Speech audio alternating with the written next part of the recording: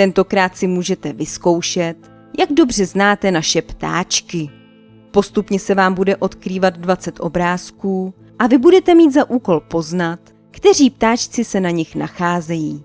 V tomto kvízu se zaměříme na naše pěvce.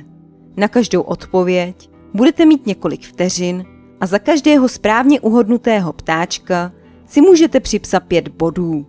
Opět postačí, když budete znát jejich rodové jméno.